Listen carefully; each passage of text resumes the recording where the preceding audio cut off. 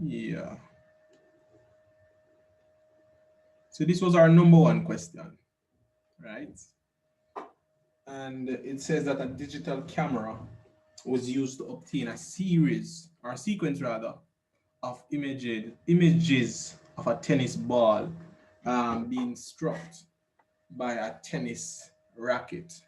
The camera was set to take um, an image every 5 milliseconds. So for all of these positions that you're seeing here, A, B, C, all the way up to G, those were the times when the camera actually took some type of picture. The first question was relatively easy. It said to us that show the horizontal velocity of the ball between not A, between D and G, right? But between that, we know there were some time periods. So from point D to E, that was a 5 milli seconds interval. Then we had another 5 second interval all the way up to G. So in total, we'd have had 15 milliseconds between this interval right here. Good. So we know the time. So we know time t. Now, they just want us to show that the horizontal velocity is equal to 45 meters per second. So you just use your equation that says v of x is equal to x divided by t, or the x displacement divided by time. The displacement from D to G was 0.68 divided by the time 15 times 10 to the minus 3 seconds. And when you work this should have given you 45, right, meters per second. Easy 1-2 question, nothing hard. So you could have get 45.33, but we'll just stick with the 45. If you had the 45.33, then you got it correct. So that completes that first question. So we know the horizontal velocity. You understand? We know the horizontal velocity. The question goes on by saying that at D, the ball was projected horizontally from a height uh, 2.3 meters above the ground level. It says to show that the ball would fall to the ground in 0.7 seconds. All right, so here we have the ball, and we see that the question says that it's above the ground level at 2.5 meters.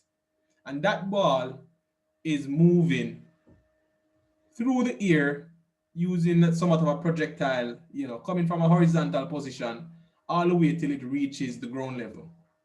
So they want us to find the time.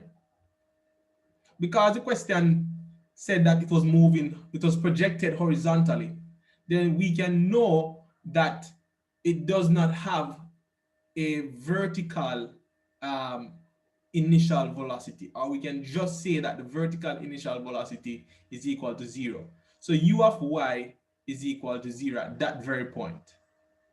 Now, because the ball is moving down, it is descending per se from a height of 2.3, we can then say that our height really is going to be s, and that is going to be minus 2.3 meters. Now, what equation can we really use to find the time that makes sense to us? Now, the best equation for us to use is S is equal to U y times t plus a half at squared.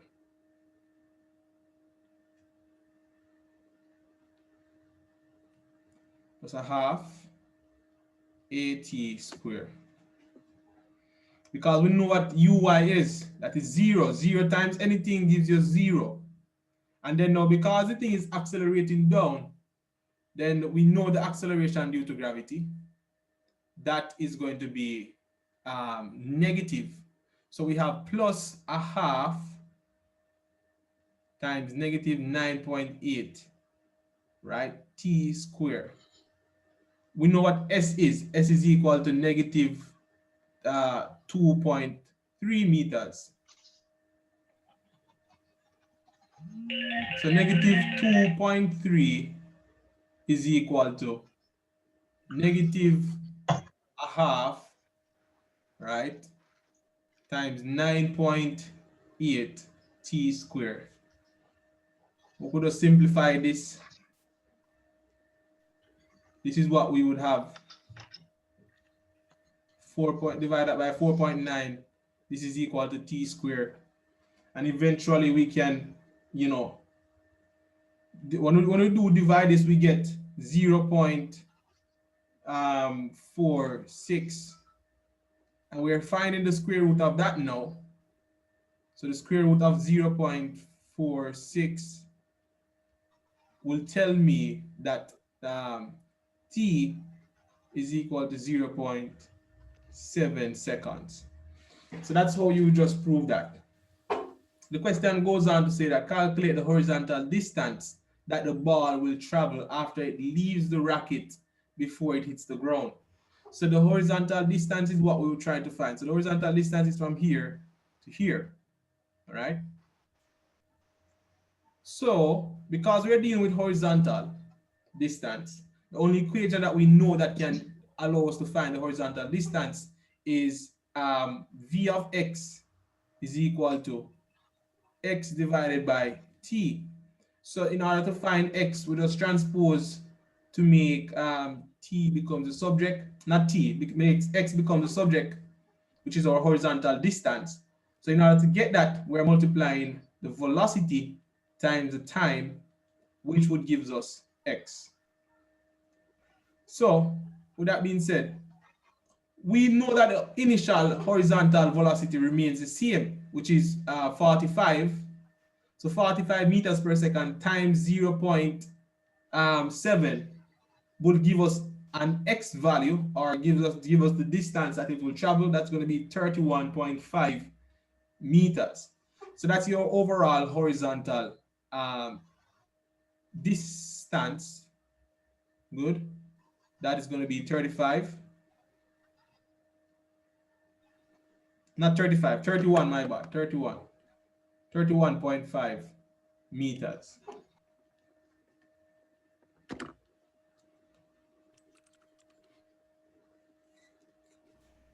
Yeah, this question was supposed to be there, but I didn't get to post that this one.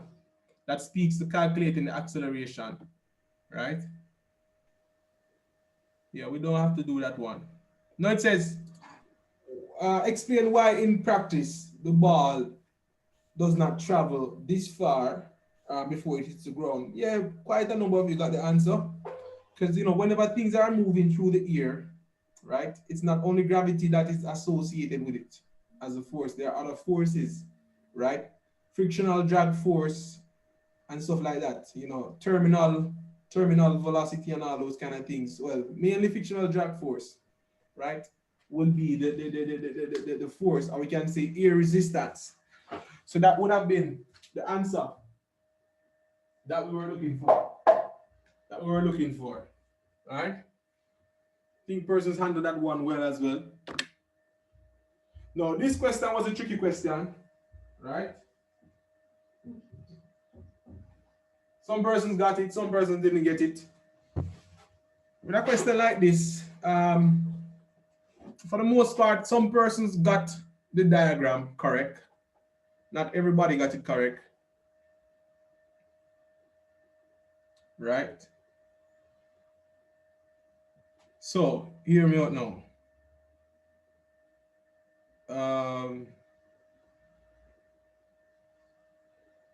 Guys, remember I'm saying the assignment I submit from long time, like 1 week now since the assignment.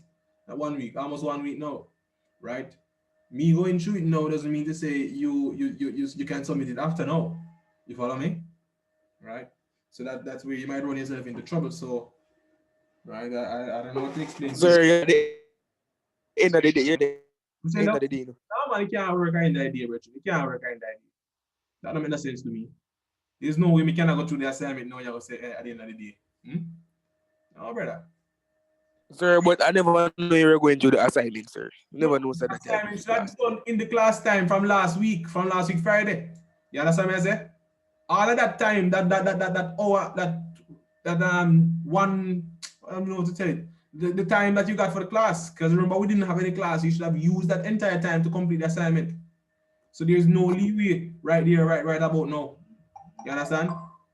The only thing I can tell you is that if you did it already and you can send it, come give me now to spare your life, then that's so it'll go. You understand what I say? We can't do better than that. Text in a group from D and say, yo, make sure it's the assignment, submit or re. So continue still. Mm. So this year now, it asks us to draw the free body diagram for mass A. So we could draw that. So here's mass A, and it is sitting on this surface. Now the question says that there's some kinetic friction taking place here. So if the box is being pulled to the right, then the kinetic friction must be going in the opposite direction, right? So this is where the kinetic friction would go. And here is the Ft, which is that tension force that the pulley is causing. Now there's a normal reaction force here, Fn, and then now we know that because the object is sitting on the table, right? There's going to be a weight force associated with it, which is going to be ma times g. If the question says to you determine the acceleration of the system, right? It's best for you guys to start at a point, you know, I would say, looking at the systems differently, set apart the system. So look at what is happening at mass A and what is happening at mass B and so forth. That's the best way. If you go ahead and use the standardized equation, it might throw you off. You understand? Because I think that's what most of you guys did. Some of you guys never realized that there was another force going in this direction. So when you're trying to find the net force, so let's look at it. The net force for net force for MA is going to be Ft minus Fk, right? This is now equal to the mass of A times its acceleration.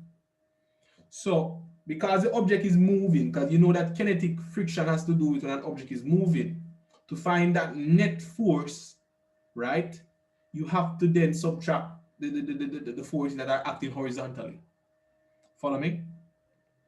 So having said this, this is for mass A. Mass B now, because the object is accelerating downwards, then the net force is going to be mb times g minus ft. And this is equal to mb times a. So we have two equations right here, so right?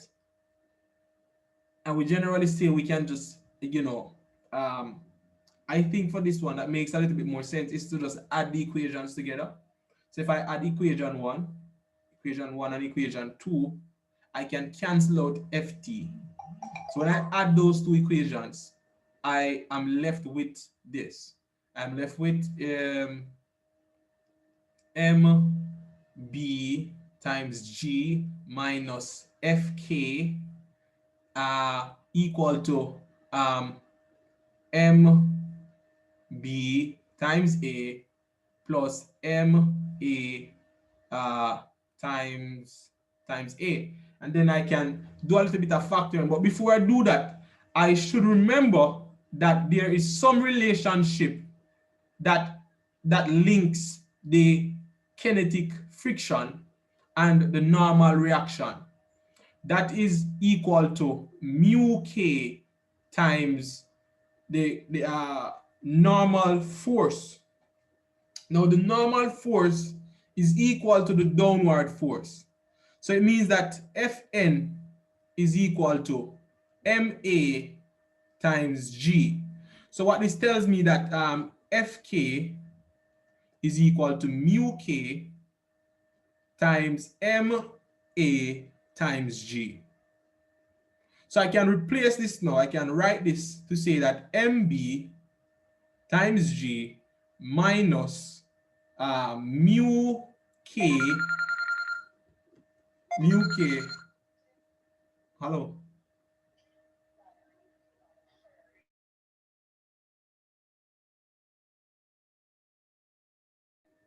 All right. Yeah. So mu k times ma times g is equal to, let me just factor out a here. Factoring out a, I get mb plus ma. And then all I would just do is to just divide both sides by mb plus ma. And then now just start putting in the values.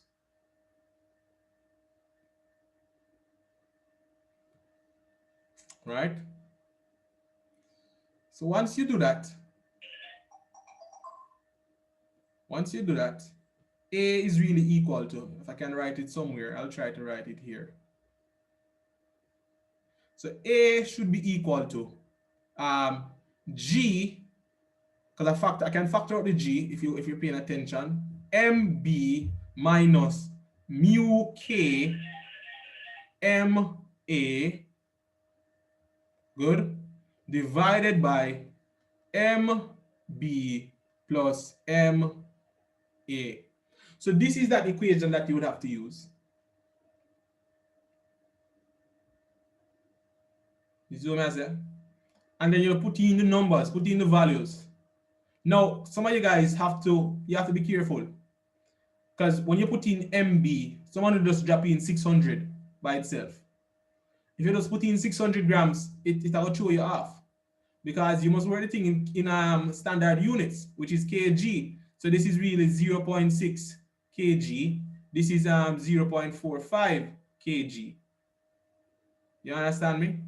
Mu k was given to you as 0.42. So the answer we're really supposed to be getting for that value is the acceleration must equal to 3.82 meters per second. You understand? Right? I was lenient enough to, well, when it come on to this one, because most of you guys never show any kind of working out, in a sense, I couldn't give you no mark like this. So all of this apart, so if you did show something like this, we could have give you a mark. But if you just go straight to this equation and the equation was incorrect, we couldn't give you no mark from this, right? So that's how you realize that you lost some marks. So that takes care of that question. Here's a nice question now.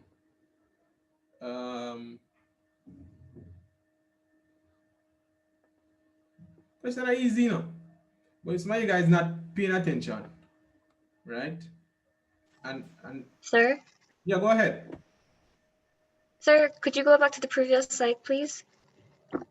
There you go. Thank you, sir. Good. All right.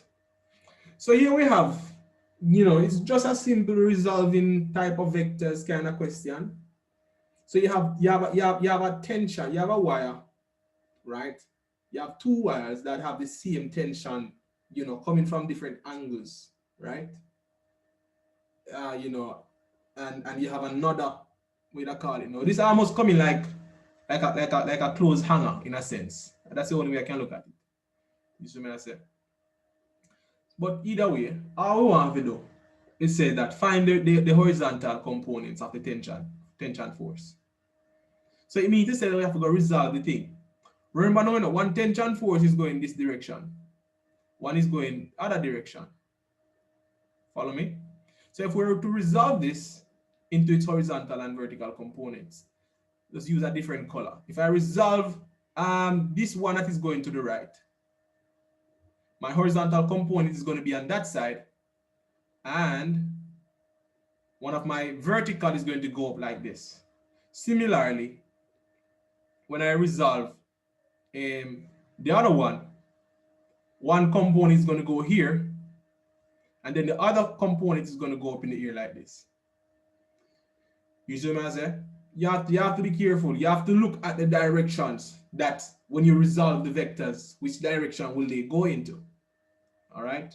Especially for the horizontal components. So having said that, we can then find the horizontal component. Based on where the angle is, I know that this side is going to be 15 cos 20. Then the next thing right here is still going to be 15 cos 20. However, how the vectors are positioned, one is going to the left, one is going to the right. So if I were to find the resultant vector, it's just like parallel vectors. So if you have one vector going like this and one vector going like this, both of them having the same magnitude, then the resultant is going to go to 0. You follow me? So some persons went ahead and add the components, but you have to understand that vectors has directions. And because that one to the left is going to the left, it attracts a negative value to it. And the other one going to the right would attract a positive value. So when you subtract the two, right, then it means that our resultant is really equal to 0 newtons. As it relates to tension for the vertical, so you have to look at it now. They wanted to determine the tension force for the vertical component for the tension force. The tension force is simply that 15 newtons and that 15 newtons. So by way of adding these two vertical components, what you really have is 15 sine 20 plus 15 sine 20, because both vertical components are going up. So you add those two. When you add those two, you're supposed to get 10.3 newtons. So this answer is 10.3 newtons. 10.3 newtons. This is what I said. Now, as regards to the weight, someone will lose some marks right here, so. You understand? Right? Because I think some of you guys, when you hear about weight, you're still thinking that weight and mass is the same thing. Because I see some of you went ahead to say that, weight is equal to mass times acceleration or gravity for that argument's sake. Now, based on this system, it never really tells us that the system is accelerating, You understand? It says, a metal block hanging rather, in the middle of some string or whatsoever it is. So it is suspended. It is not moving. So, what some of you guys did, and which is correct, is by looking at it to say that upward force is equal to downward force. But when it comes on to explaining it now, I think some of you guys, did not actually explain it properly, right? I tried to give you, 1 mark for the most part with your explanation, but let's look at it. Because the object is not accelerating, right? It means that the net force is equal to 0. So it means that the upward force is equal to the downward force. And because there's no acceleration, it's really Newton's second law that comes into play right here. You follow me? Now, when you're talking about Newton's third law has to really talk about when you have some object resting on another object. In this event, you're not seeing that. You're not seeing where the weight is resting on a surface. Because remember, Newton's third law has to do with two forces, right? It has to do with the force acting down from the object, and then it has to do with the force that the surface is going to exert, which is what we call the normal force. In this event, the thing is suspended in air, so there is not a surface that is going to exert an upward force on it, if you follow me. So that is where some of you guys went wrong. Sorry, I didn't get.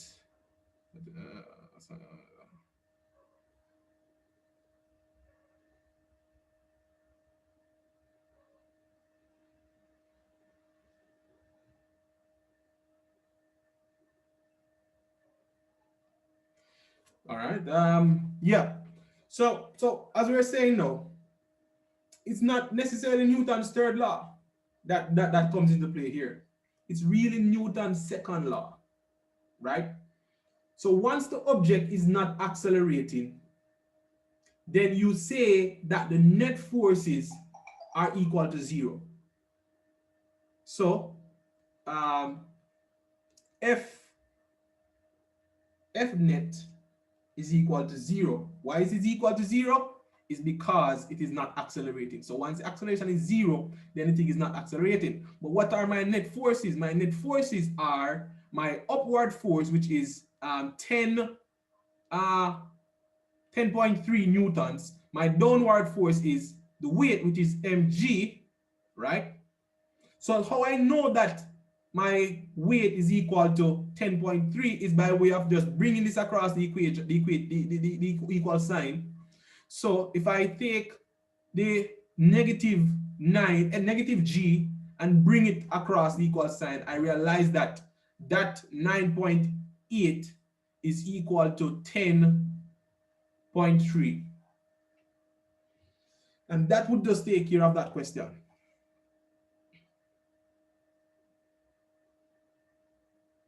I have any questions? I haven't heard anybody from mine, you know. Always stay, always stay.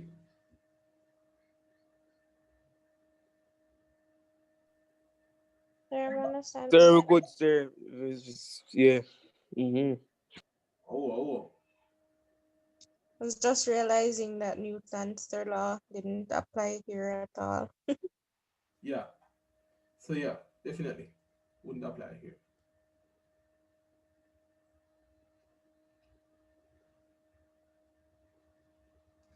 No, the first law not necessarily speaks to net forces. Yeah, it might speak to yeah, you know. Um Sir, yeah, go ahead. can you repeat what you said is for the weight? For the weight, Yeah. um let me see if I can repeat. All right. So what we're saying that, you know, because this thing is not accelerating, it therefore means that acceleration is equal to zero. So by way of looking at Newton's second law, it therefore tells us that the net forces is going to equal to zero. And the two forces that are acting is the upward force, which is a 10.3 newtons, minus the weight, because the weight is acting downwards. So if it is equal to zero, then I can bring the negative mg across the equal sign. That is now going to become positive. So hence it shows us that mg is now equal to 10.3 newtons.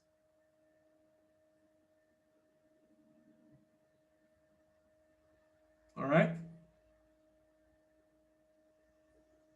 Yes, sir. No, there is another question that I didn't get to put inside here, which is the the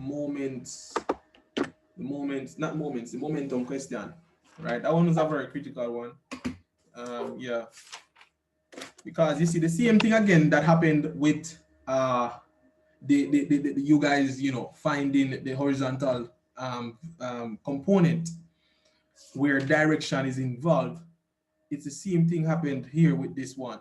So so the question would have said to us, I don't remember the question, you know, but it's like you have two trucks on the road. See, one truck go west, one truck go east. So let's imagine that. Let me do it this way. So here you have one truck,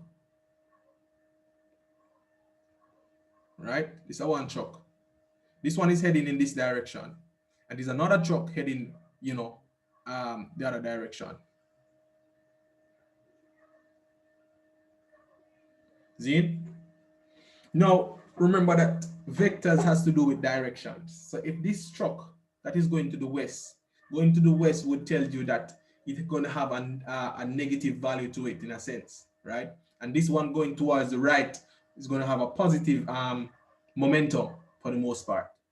So if we were to try to find the total momentum in this event, then you would go ahead, obviously, find the momentum of this what you call it, this truck. So the truck going to the east, I don't remember the values, you know, If somebody can remind me. All right. Maybe this is it. Let's just imagine that this is the one that is going to. Sir, the one going east is 0.3 meters per second.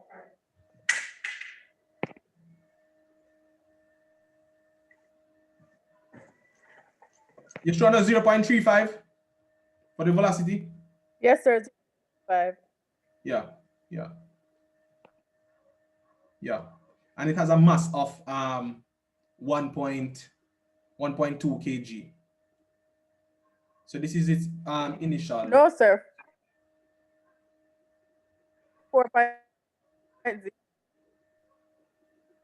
Oh, I think I have it turned the other way around. That's the problem.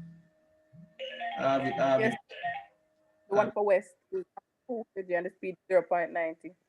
Oh, so maybe I think I mixed up the directions them. So see it now. So the one going to the west is, you said that velocity is 0.35. That way I said, right? And the mass is 4 kg. That's what you said. That was supposed to have.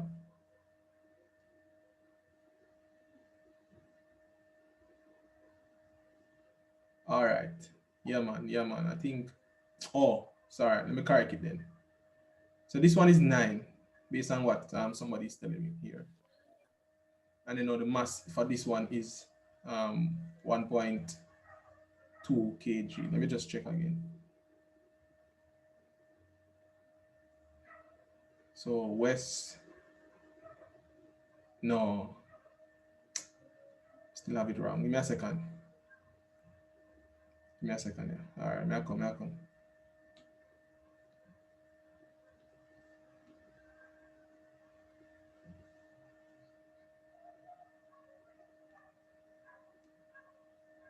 So this is going to the, so this is 4. This one is 9, and then now this is 1.2. All right, I think we have it now. All right, Zane, so we want to try to find the total momentum.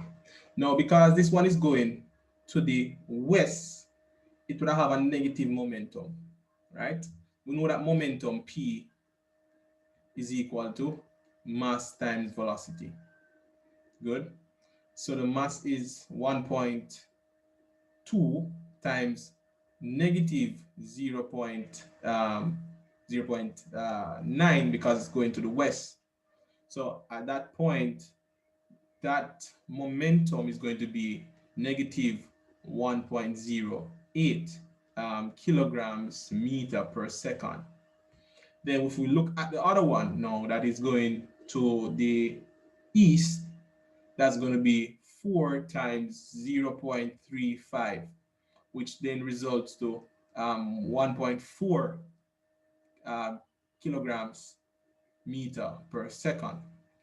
So in order to find the total momentum, we would just go ahead and add them. But when we're adding, we're actually subtracting. So 1.4 kilogram meter per second plus negative 1.08 kilograms meter per second.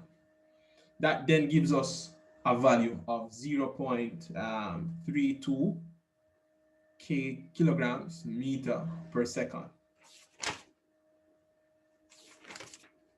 Yeah, I believe that's what it gives us. Then the next part of the question said to us now that both trucks collide with each other. We have less than a minute. Let me just restart it.